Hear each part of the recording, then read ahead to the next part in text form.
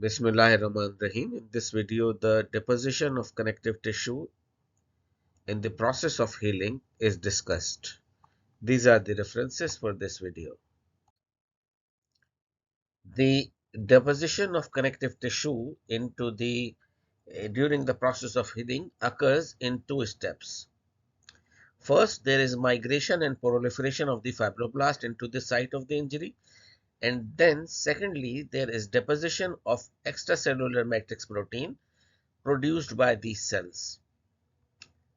So there are many cells that are produced at the site of the inflammation. So the major trigger for the deposition is the injury and local inflammatory response. So there are M2 macrophages, inflammatory cells, mast cells, and lymphocytes. They secrete various growth factors and cytokines such as platelet-derived growth factor, fibroblast growth factor, and transforming growth factor beta, and they are responsible for the recruitment of the fibroblast at the site of the injury. Fibroblasts undergo proliferation in response to these growth factors, and these fibroblasts are activated. Activated fibroblasts then uh, they produce the extracellular matrix protein such as collagen type 1 and type 3, fibronectin, and proteoglycan. The purpose of these steps is to provide a scaffold for tissue regeneration, restoration of the tissue tensile strength, and formation of scar tissue in the chronic injury. So the key regulatory cells in the process of these uh, deposition are M2 macrophage, mast cell, and the lymphocyte, especially the T lymphocytes. The macrophages or M2 macrophages are central in tissue repair. They secrete transforming growth factor beta, platelet growth factor, VEGF, and interleukin 10. While mast cells are present in the inflammatory zone, they produce histamine, cytokine, and various proteases. The lymphocyte modulate the inflammatory and repair environment, and they produce gamma interferon, interleukin 4, interleukin 13 that modulate macrophages phenotype. The transforming growth factor beta, that is an important growth factor for the deposition of connective tissue, is produced by most cells that are present in the inflammatory environment, especially the M2 macrophages. This is regulated by many uh, factors. One is post-transcriptional activation of latent transforming growth factor beta, and it is not gene transcription. The other factor is secretion rate of the active molecule, and third one is the extracellular matrix protein such as integrin that modulate its bioavailability and activity.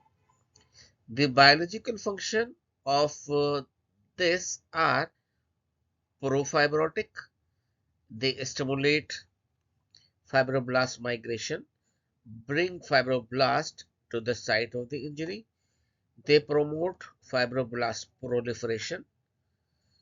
So that step increase fibroblast population at the site of the healing. They increase collagen and fibronectin synthesis that enhance extracellular matrix production.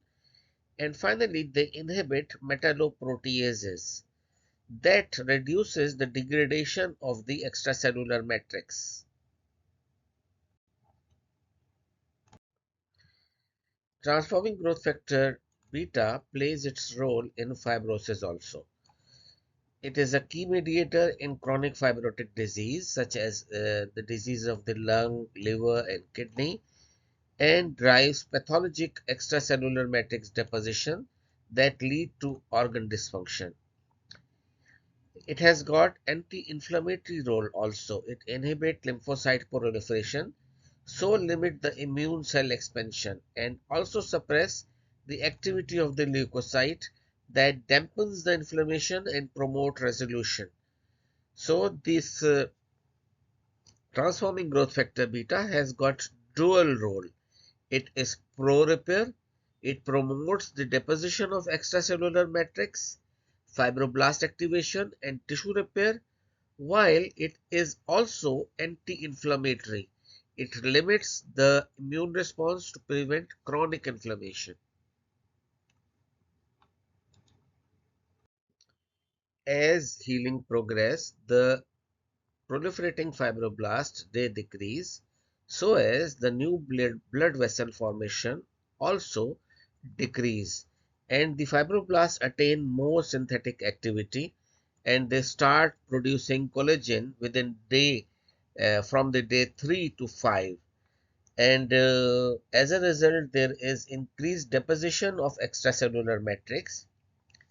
There is increased synthesis as well as decreased degradation due to some growth factor and other cytokine release. So there is net collagen accumulation in that area. So the strength in the healing wound is increased. So granulation tissue is involved into scar that is composed of largely inactive spindle-shaped fibroblast with dense collagen and fragments of elastic tissue and other extracellular matrix components. So this leads to this granulation tissue toward the scar maturation, and the myofibroblasts are produced. These myofibroblasts are actually differentiated fibroblast. So, and these myofibroblasts are also responsible for contraction of the scar. So, the dynamics of the fibroblast are important in the healing phase. In the early phases, these fibroblasts actively proliferate, while in late phase, they shift to synthetic phenotype and there is increased extracellular matrix deposition, especially the collagen. The collagen synthesis begins around 3 to 5 days after injury and continues several weeks depending on the site of the wound. Its purpose is to provide tensile strength to the wound, and net accumulation is equal to increased synthesis and decrease degradation. The myofibroblasts are differentiated fibroblasts, and they express actin filament like smooth muscle cells, and they contract the scar and reduce the wound size over time. So the final outcome is development of a pale fibrotic stable scar that is developed from a vibrant granulation tissue, and the fibrotic pale stable scar contains dense collagen, inactive fibroblast, minimal vessels, and some elastic fiber remnants. Thank you for watching this video. If you have any query, please write in the comment box.